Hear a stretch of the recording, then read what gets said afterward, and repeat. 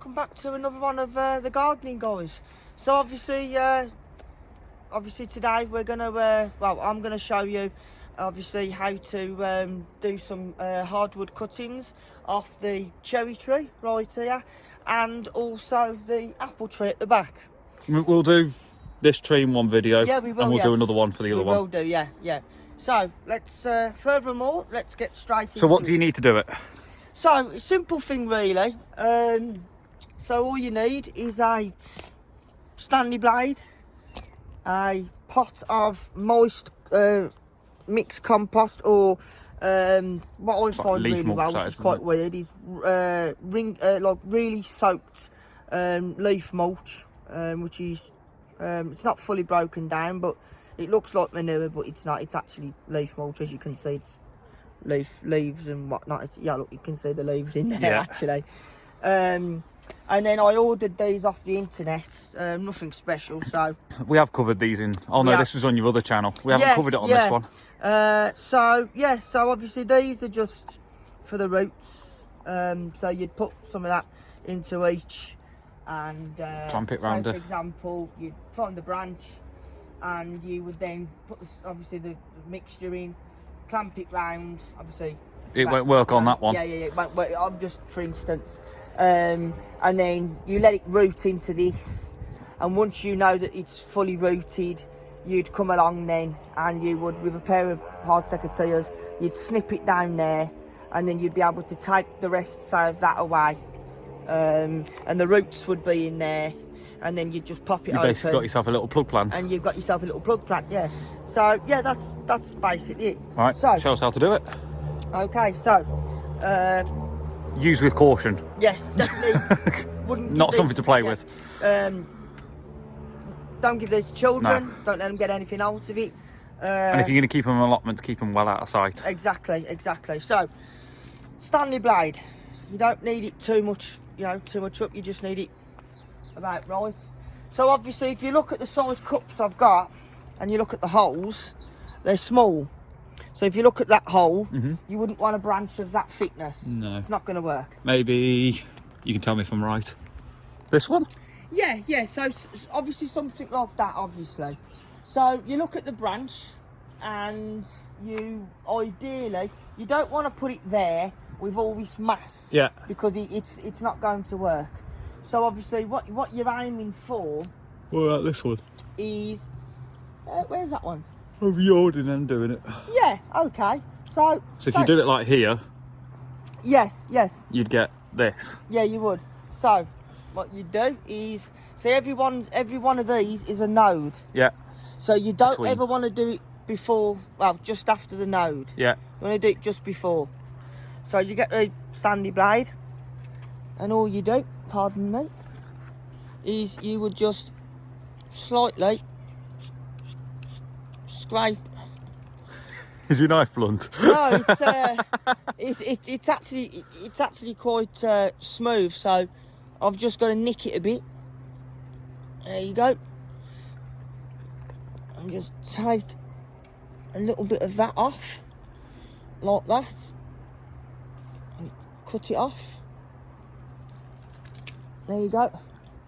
And then what you do is you would cut that off, like that. There you go. Cut that off. And you might think, oh, why am I taking the bark off? The bark can also be, if you leave the bark on and try and root it, it might obviously work, I'm not sure, but I've always...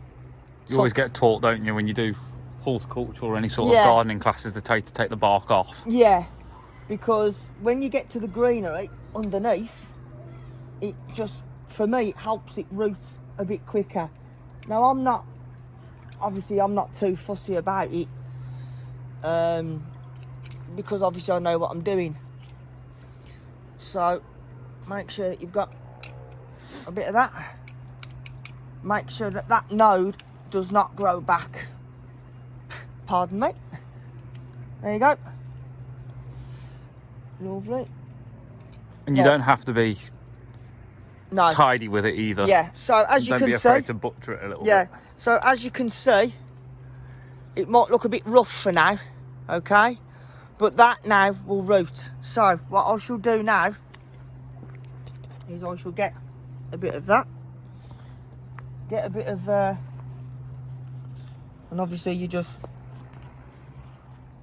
and this is what you do. So you get it in like that, flatten it in. Don't be too shy because you need it like air packed around the roots. There you go. You get another one in there like that. Don't be too shy. As long as you don't put too much in, you should be good to go. Yep. Put a bit more of that. There you go.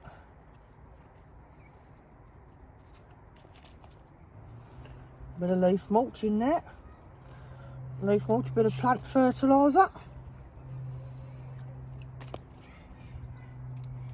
And if you can just make it so it's flat, you don't want any air pockets around where the root's going to go. God, you can smell there's manure in that. Yeah, it's a bit, it is a bit of manure. potent.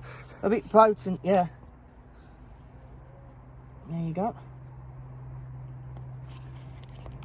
There's a bit of the fine stuff, as they say, a bit of the fine stuff. Shane's certainly not going to eat his dinner with his fingers tonight. No, I will definitely 100% wash my hands. Way before I even get home, I'll wash them, obviously down here with a good antibacterial hand wash. Oh, we don't want that in there. It's a bit of a stick. Yeah, if you're ever going to obviously do this, make sure that you do wash your hands thoroughly. I think we need to get some more of them blue gloves we had. Yes, they were quite good. They were good. They were very useful as well. Everyone was using them. Right. So as you can see, it was empty before, and I've just put it. So it's gone from from that to that, and all I've done is packed it in, so it's nice and tight, as you can see. Okay. Mr. Wormy will also help to do the job. Fantastic. Right. So obviously going back to this, so you just get that like that. Now with these, there's the open entrance, but then the other end, there's a bit of a cap. A nick. Yeah. The nick goes right at the bottom. So, as you do, so you get that like that, and you would close that then around there. It's just a cap switch. Yep, give it a bit of a squeeze. Pull it over. There you go. Pull it over. Actually, I might just need to put a tad more in. Yeah, it wasn't touching, was it? Yeah, no. Normally they do tell you to don't overfill it, but I think these might have exaggerated a bit with the instructions, as sometimes they do. But you want it so it doesn't wriggle about. There you go. Oh, I'll tell you what. Yep. Don't want that stone in there. So how long do you think it will take for it to start rooting into that? It varies really. So it depends on the temperature. Mm-hmm. If it's going to be slightly a bit cold, it could take a couple of weeks, if that.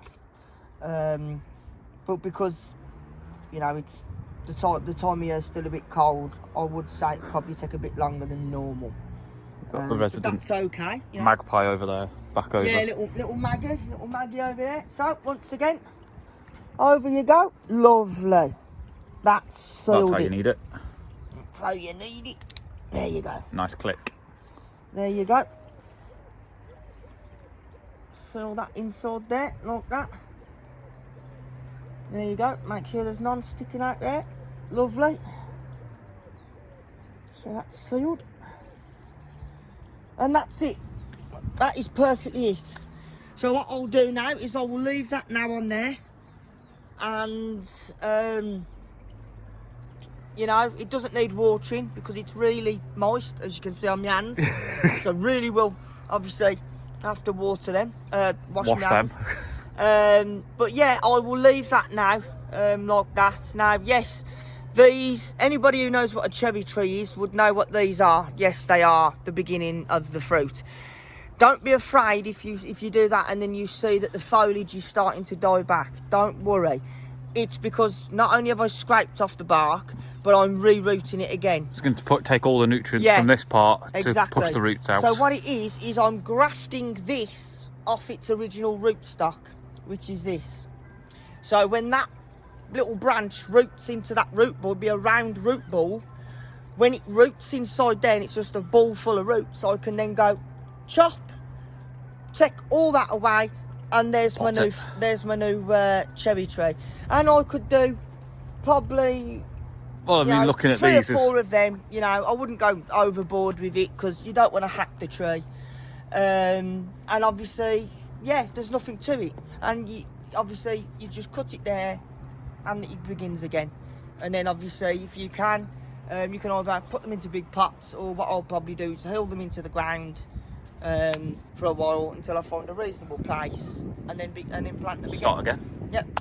Brilliant. So yeah, there's nothing really much to it. Okay. Perfectly easy. We'll keep people updated when it comes to time to taking that off. Yep. Film it. Yep, and we'll show you obviously the roots formatting in there, and even repotting it onto its new home. Lovely. So guys, thank you very much. Thank you for tuning in again from the gardening guys, me and Michael. So as I say, don't forget to like, share and subscribe, and if you've got any comments, don't forget to link them down below. And yeah, we shall see you all very soon. From me and Michael and the gardening guys, take care, see you soon.